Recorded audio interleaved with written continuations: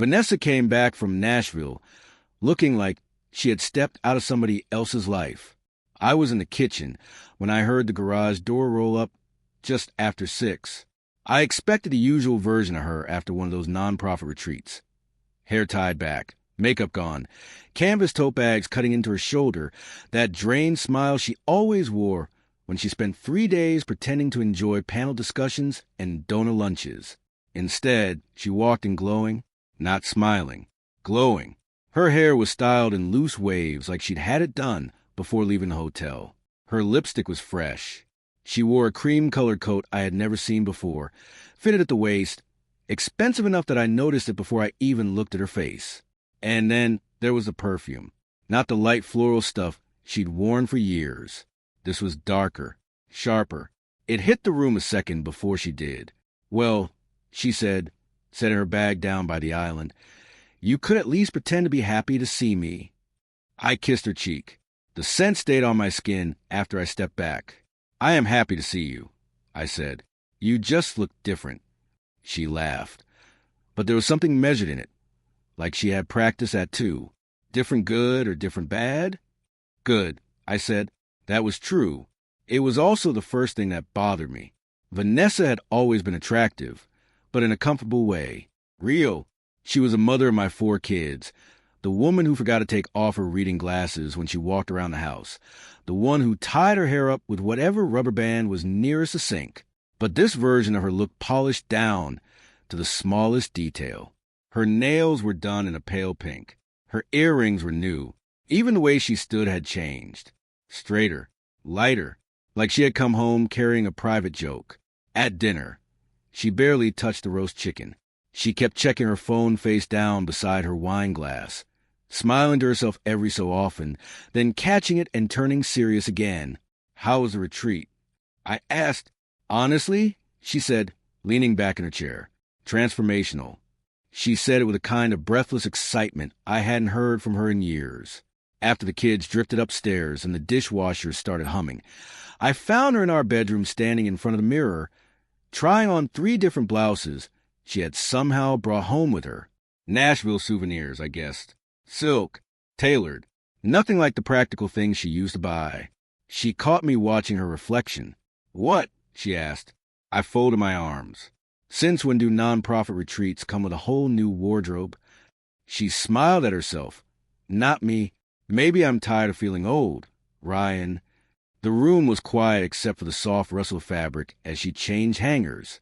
For the first time in 21 years of marriage, I looked at my wife and had the strange, cold feeling that someone had opened a door while I wasn't paying attention.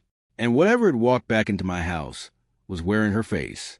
For the first week, I told myself I was being dramatic. A woman comes back from a trip feeling better about herself, buys nicer clothes, changes her perfume, stands a little straighter in the hallway. That wasn't a crime. Vanessa had spent most of the last 10 years buried under carpools, school fundraisers, dentist appointments, and bored luncheons with women who treated volunteer work like a beauty pageant. Maybe she had simply decided she was done disappearing into the background. That was what I told myself. Then the changes kept coming. Her gym bag, which had collected dust in the mudroom for months, suddenly started moving from the hooks to the car and back again. She ordered workout sets that arrived in pale boxes with gold lettering. She started leaving the house in the mornings with makeup on, even on days when she claimed she was just meeting the board to talk strategy. She began using phrases that sounded borrowed from somebody younger, sharper, more impressed with themselves. Reset, energy, alignment. She said them while stirring coffee, like she was explaining a new religion. And then there were the meetings. Vanessa had always done charity work. Hospital drives, school partnerships, arts grants, that kind of thing. I used to admire it because it gave structure to the kind of goodness most people only talk about. But now her volunteer board meetings seemed to require a blowout heels, a fitted blazer, and perfume that cost more than my first truck payment. One Thursday evening, my sister Diane came by the house with a pound cake, still warm in the pan, wrapped in a kitchen towel. Diane had a face that never needed to raise its voice. She could look at a room for 5 seconds and know who was lying in it. Vanessa had already left for one of her meetings. navy dress, gold earrings, small leather bag. She kissed the air near my cheek and said, "Don't wait up. We may go late." Diane stood at the front window until Vanessa's taillights disappeared down the drive. Then she turned to me. "Board meeting?" That's what she said. Diane was quiet for a moment. "Ryan, I've sat on enough committees to know nobody puts on perfume like that to vote on outreach budgets." I gave her a look I hope would end it. It didn't. "She's staying overnight more too, isn't she?" Diane asked. I opened the fridge, mostly so I wouldn't have to answer right away. "Sometimes. Conferences. Retreats. Planning weekends." Diane set the cake on the counter. "Maybe. But women don't usually become this glamorous for unpaid labor unless somebody is watching." That landed harder than I wanted it to. After she left, I sat alone at the kitchen island with the house gone still around me. The twins were asleep upstairs. Mason was at a friend's place. Avery was studying with her headphones on. The refrigerator hummed. The clock over the stove clicked forward 1 minute at a time. And for the first time, I stopped defending Vanessa in my own head. I started counting nights, clothes, excuses. And once I started, I couldn't stop. When Vanessa told me about Louisville, she said it like it was something I should be proud of. "Community Outreach Summit," she said, standing by the sink, scrolling through her phone. "It's a big deal, Ryan. A lot of influential people are going to be there." She didn't look up when she said it. I nodded, drying my hands slowly. "How long?" "2 nights. Maybe 3. "Of course." She smiled at that like I had passed some kind of test. The morning she left, she wore a soft gray coat, heels that clicked too cleanly against the tile, and that same sharp perfume that had started to feel less like a choice and more like a signature. She kissed me quickly, already halfway turned toward the door. "Text me when you get there," I said. "I will," she answered. She didn't. Not until almost midnight. "Sorry, it's been insane here." "So inspiring. You'd love it." I stared at the message longer than I should have. Then I set my phone down and went to bed. When she came back 3 days later, she didn't walk into the house. She drifted into it. There was a softness to her movements, like she was still somewhere else. Her eyes were bright, her shoulders relaxed, and there was this quiet, contained smile sitting just under the surface. Not excitement, not relief, satisfaction. That was the word that stayed with me. She hugged me tighter than usual, held it a second too long. "I missed you," she said. The words were right. The tone wasn't. At dinner, she talked more than she had in weeks, but none of it actually meant anything. "Just incredible conversations," she said, cutting her food into small, careful pieces. "So many ideas, so much potential for growth." "Growth in what?" I asked. She paused just for a second. Community impact, partnerships, long-term vision. It sounded like a brochure. I watched her while she spoke, the way she avoided specifics, the way she filled space with polished phrases instead of details, the way her fingers traced the rim of her wine glass when she thought I wasn't looking. After dinner, she came up behind me in the living room while I was checking emails and wrapped her arms around my shoulders. It wasn't like her. Not anymore. She pressed her cheek against mine. "You've been working too hard," she said softly. I leaned back just enough to look at her. "And you haven't?"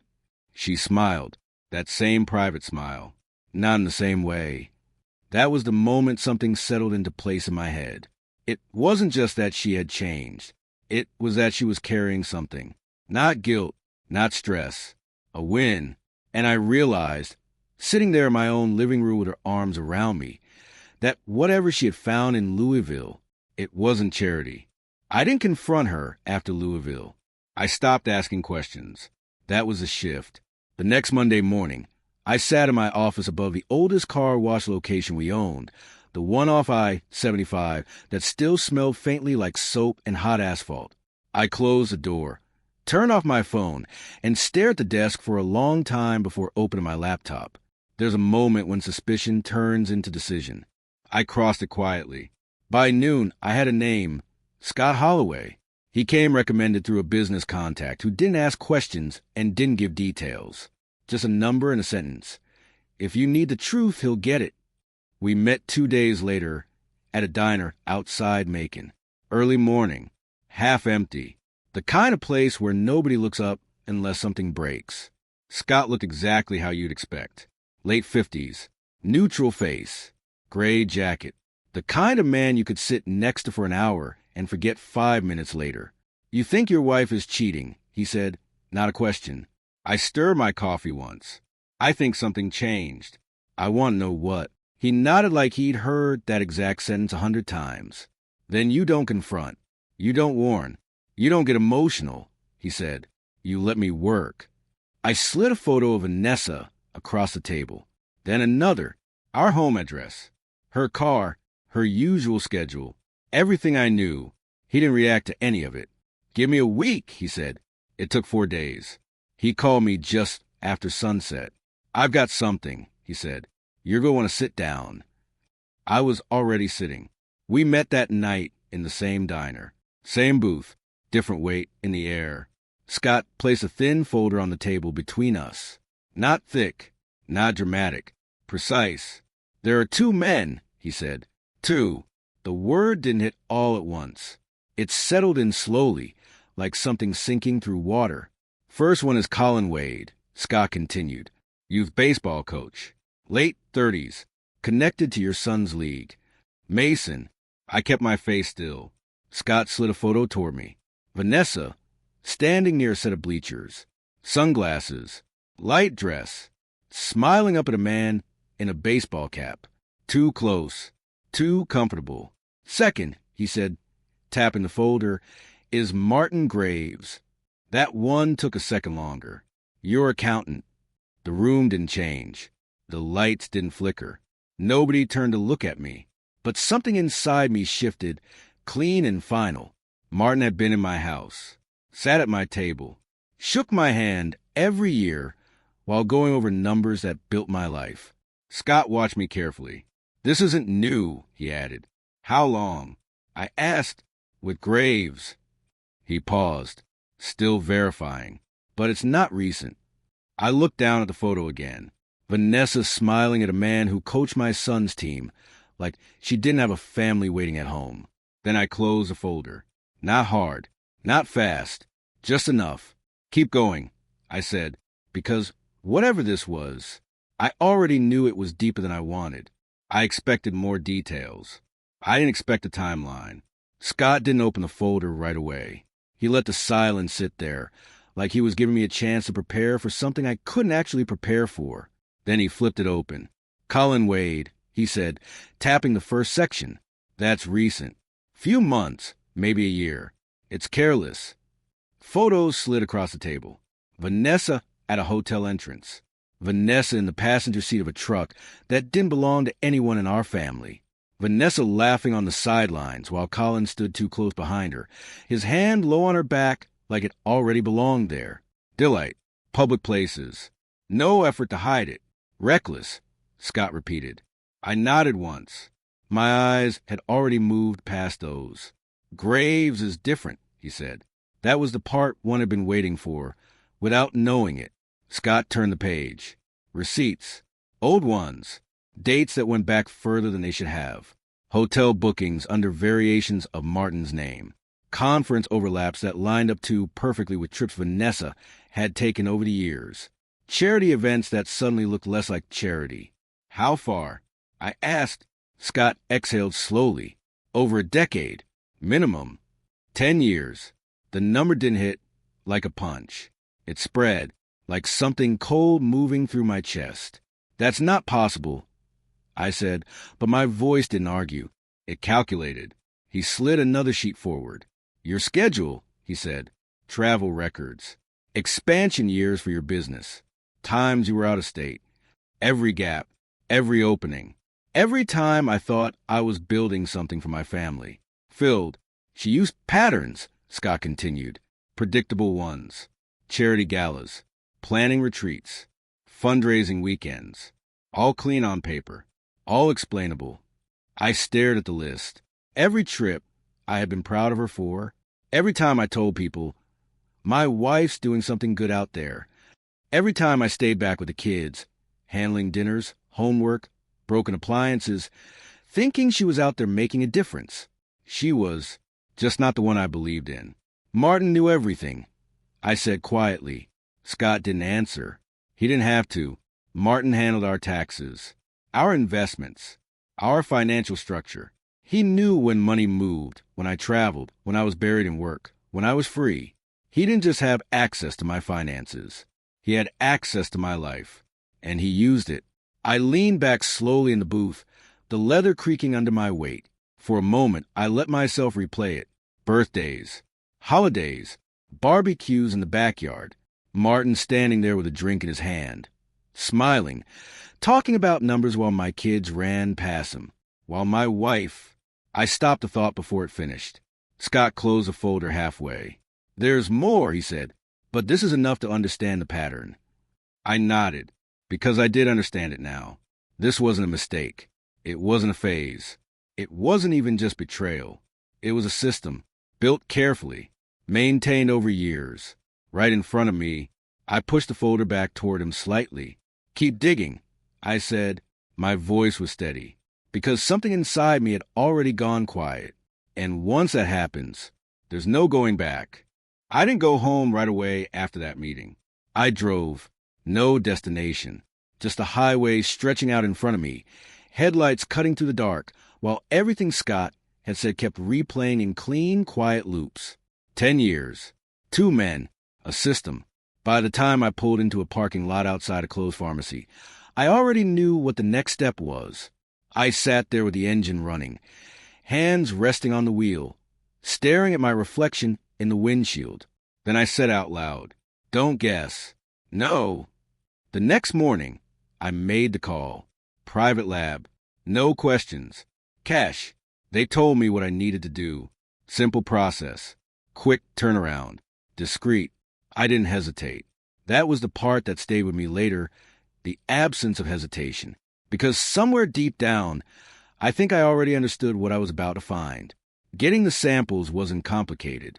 Mason left his water bottle on the kitchen counter after practice. Avery had a hairbrush in her bathroom drawer. Strands caught in the bristles. The twins, Eli and Nora, were easier. Toothbrushes lined up in a plastic cup, bright colors, small hands. Normal things. Everyday things. I packaged them carefully, labeled them, sealed them. Each one felt heavier than it should have. At the post office, I stood in line behind a man mailing birthday gifts, listening to him joke with a clerk, while I held a padded envelope that could dismantle my entire life.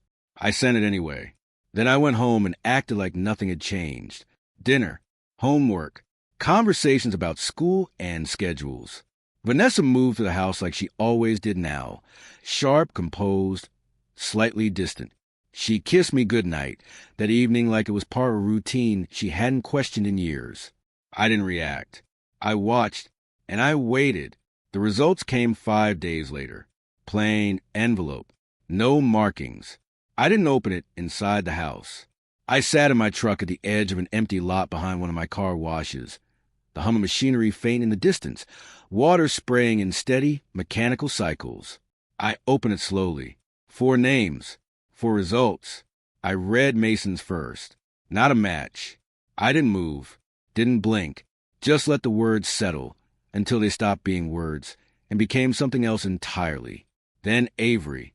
Not a match. This time, something shifted in my chest. Not pain. Not yet. Recognition. Like pieces of a puzzle sliding into place that I had never wanted to see completed. I looked up through the windshield, unfocused, and suddenly old memories started rearranging themselves without my permission. Her smile, her eyes, little details I had ignored because they didn't matter, because they weren't supposed to matter. Then I forced myself to keep going. Eli, match. Nora, match.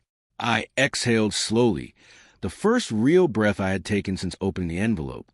2 were mine. 2 were not. Clean, simple, devastating. I folded the papers carefully and placed them back into the envelope, like I was handling something fragile instead of something that had just shattered years of my life. On the drive home, I didn't turn on the radio. I didn't call anyone. I just drove. And with every mile, one thought became clearer, sharper, more solid. This hadn't just been happening around me. It had been built into my family, woven into it, for years. And now that I could finally see it, I wasn't going to react. I was going to finish it. I waited until the house was quiet, not because I needed courage, because I wanted control. The twins were asleep by 9. Mason stayed in his room, door closed, headset on. Avery had fallen asleep with a textbook open across her chest, the lamp still on beside her bed. I turned it off gently and closed her door halfway, the way I always did. Normal routines. That was the last time they felt normal. Vanessa was downstairs in the living room, curled into the corner of the couch, scrolling through her phone with that same small, private smile. A glass of red wine sat untouched on the table beside her. I stood there for a moment, just watching her. Then I walked in. "We need to talk," I said. She glanced up, barely concerned. "Can it wait? I've had a long day." "No." Something in my tone made her pause. I sat across from her, slow, deliberate. Then I placed the envelope on the coffee table between us. She looked at it, then at me. "What's that?" "Open it." She hesitated. That was the first crack. Vanessa didn't hesitate. Not anymore. She moved through everything lately with certainty, like the outcome was always already decided in her favor. But not this time. "Ryan, what is this?" she asked again. "Open it." She set her phone down, picked up the envelope. Her fingers were steady when she slid the papers out. They didn't stay steady. I watched her eyes move across the page. Once, then again, then stop. "No," she said quietly. "No, that's not." I didn't interrupt. She flipped to the next page. Then the next. Her breathing changed. Faster. Shallow. "This is wrong," she said louder now. "This has to be wrong." I leaned back in my chair. "It's not." The room felt smaller, tighter, like the air itself was waiting. She looked up at me then, really looked at me for the first time that night. "Fear, not guilt. Fear." "You tested them," she whispered. "Yes." "How could you? How long?" I asked. That stopped her, completely. Her mouth opened, then closed again. So I helped her. "With Martin," I said calmly. "Start there." The color drained from her face. So quickly, it was almost precise. I don't know what you're talking about." I reached forward and placed a second folder on the table. Photos, receipts, dates. Her hand hovered over them, but didn't touch. "Try again," I said. Silence stretched between us. Then it broke. Not loudly, not dramatically. Just a quiet collapse. Her shoulders dropped. Her posture changed. The version of her that had walked into this house from Nashville, the polished, confident one, disappeared right in front of me. "I didn't mean for this to happen," she said, her voice thinner now. That was the first lie she chose. I nodded slightly. 10 years, I said. "Don't accidentally do something for 10 years. Tears started forming, but they didn't fall yet. "It wasn't like that," she said. It started, and I didn't know how to stop." "And Colin?" I asked.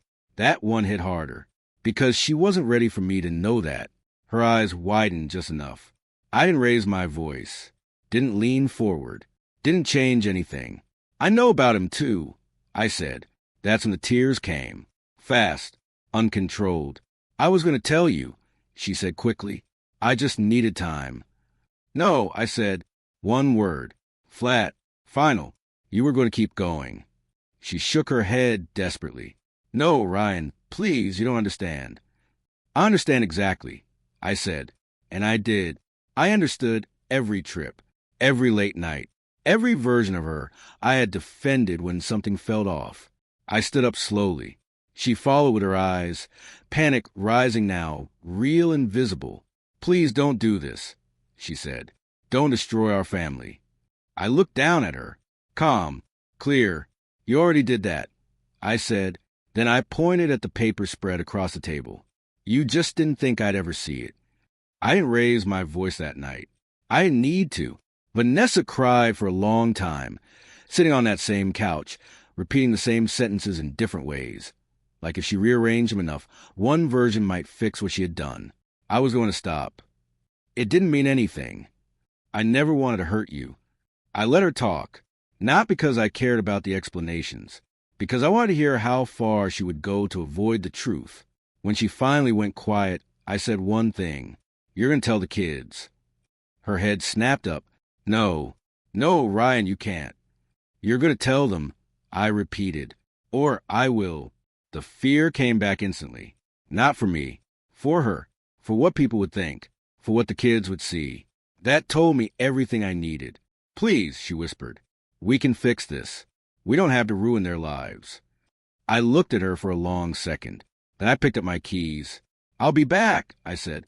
Where are you going? She asked, panic rising again. I didn't answer, because she didn't need to know. Martin's lake house sat about 40 minutes out, tucked behind a line of trees like privacy could erase what he had done. The lights were on when I pulled in. Of course they were. I didn't knock. I walked in. He was in the kitchen, pouring himself a drink like it was any other night.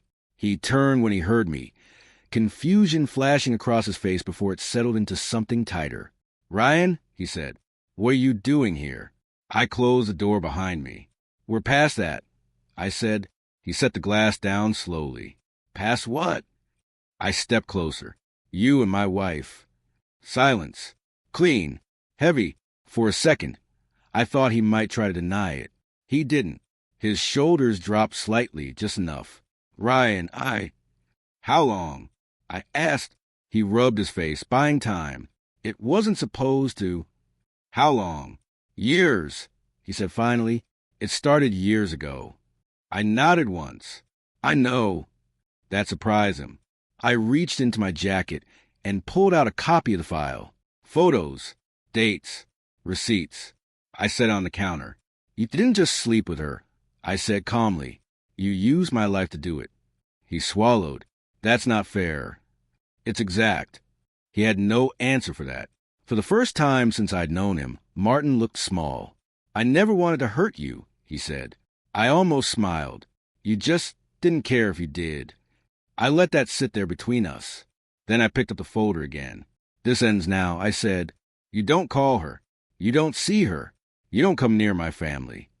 He nodded quickly. Too quickly. Of course. Of course. And you're done with my business. I added. Effective immediately. That one hit harder. Ryan, you don't have to. I do. I turned toward the door. Ryan, he called after me. I paused, just enough to hear him. I'm sorry. I didn't look back. Be sorry somewhere else. I said. Colin was easier to find. Youth League banquet. Loud room. Cheap decorations. Parents clapping too hard for kids who didn't care about trophies yet. He was standing near the back, laughing with another coach, when I walked up to him. Colin, I said. He turned. Recognition hit first. Then something else. Not surprise. Awareness. Like he had been waiting for this. We need to talk, I said. He nodded slowly. Yeah, I figured. We stepped outside into the parking lot, the noise of the banquet fading behind us. Cold air. Quiet. How long? I asked. He looked down at the ground, then back at me. A few months, he said. It wasn't supposed to get serious. I studied his face. You knew she was married. Yes.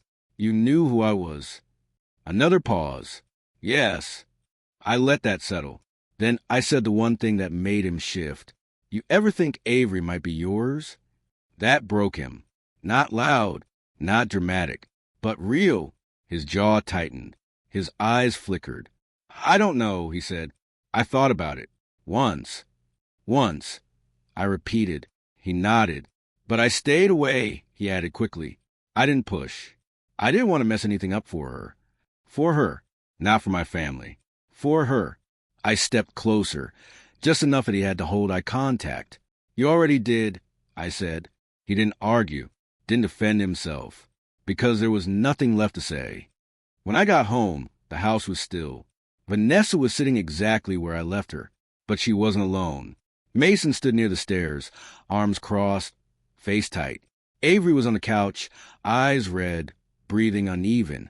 The twins were awake too, confused, scared, holding on to each other like something invisible had just broken around them. Vanessa looked at me like I had done this, like I had brought it into the room. I set my keys down quietly. Then I looked at my children, all four of them, and I understood something with complete clarity. The truth wasn't what was about to break this family. The lies already had. I'm going to explain everything, I said. And then I did. The silence after I finished. Speaking didn't feel like silence. It felt like pressure, like the house itself was holding its breath. Mason was the first to move. He didn't look at Vanessa. Not once. His eyes stayed on me, steady, searching for something solid to hold on to. "So what does this mean?" he asked. Straightforward. Controlled. I respected that. "It means the marriage is over," I said. Vanessa flinched like I had struck her. "Ryan, don't say that." I didn't even look at her. "It means things are going to change," I continued. "But it doesn't change who I am to you." Avery let out a quiet, broken sound from the couch. "What about what you said?" she whispered. About us? That was the moment. The one I had prepared for more than anything else. I walked over and sat across from her, lowering myself slowly, so I was at her level. "The test doesn't change anything about how I feel," I said. "I raised you. That doesn't get erased." Her eyes filled again, but she nodded, not fully understanding, just holding on to the part she needed. The twins didn't understand the details. Not really, but they understood enough to be afraid. Eli clutched Nora's hand tighter. "Are you leaving?" Nora asked. "No," I said immediately. That one was simple. "I'm not going anywhere." Vanessa stood up suddenly, like she couldn't sit still anymore. "This is exactly what I was trying to avoid," she said, her voice shaking. "You're tearing everything apart." I finally looked at her. "No," I said. "I'm just not pretending anymore." The divorce started the next morning. No delays. No negotiations beyond what was necessary. I handed everything to my attorney. Every photo, every receipt, every timeline Scott had built, and the DNA results that turned the entire situation from betrayal into something deeper. A pattern, a long-term deception. Vanessa tried to fight it at first. Not directly, not aggressively. She tried to soften it. She cried in meetings, talked about mistakes, about saving the family, about not letting one bad chapter define everything. But facts don't bend for emotion. And I had facts. Martin disappeared almost immediately. No calls, no defense, no attempt to fix anything. Just silence, from what I heard later. People started distancing themselves fast, quietly at first, then openly. No one wanted to be tied to someone who could sit at a friend's table for years while doing what he had done. Colin didn't last much longer. Within weeks, he was gone from the league. No announcement, no explanation. Just gone, like he had never been there. Vanessa felt it the hardest. Not in court. Outside of it, invitations stopped. Conversations changed. People who used to admire her suddenly didn't know where to look when she walked into a room. Her image, carefully built over years, cracked faster than anything else, and there was nothing she could do to stop it. The final hearing was quick, clean, decisive. The judge didn't need much time once everything was laid out. When it was over, Vanessa sat there staring at nothing, like she had expected something different, like she had believed, even at the end, that things would somehow reset back to what they were. They didn't. I stood up, shook my attorney's hand, and walked out without looking back. The real moment came later, not in court, at home. Mason was waiting for me in the kitchen. Avery was there too, sitting at the counter, quiet. They both looked up when I walked in. "We talked," Mason said.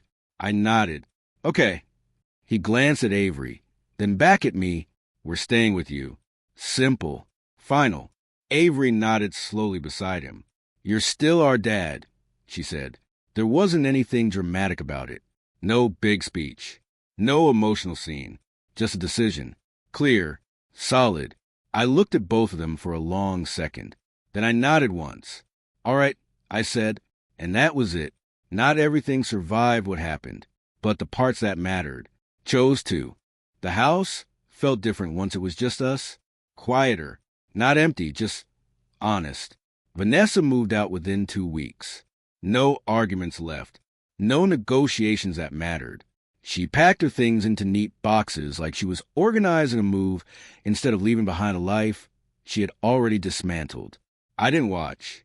I stayed in the garage the day she left, going over inventory reports I didn't need to check, listening to the distant sound of front door opening and closing until it stopped for good. When it was over, I walked inside. Nothing dramatic, just space where something used to be. I didn't keep everything. That was the next decision. Over the following months, I sold 3 of the car wash locations. Not because I had to, but because I wanted less noise, less moving parts, less of the life I had built around being too busy to notice what was happening in my own house. People thought it was a business move. It wasn't. It was a reset. We moved to a quieter town outside Chattanooga. Smaller place. Fewer expectations. The kind of neighborhood where nobody cared what you drove or who you used to be. The kids adjusted faster than I expected. Eli and Nora made friends within weeks. Kids are like that.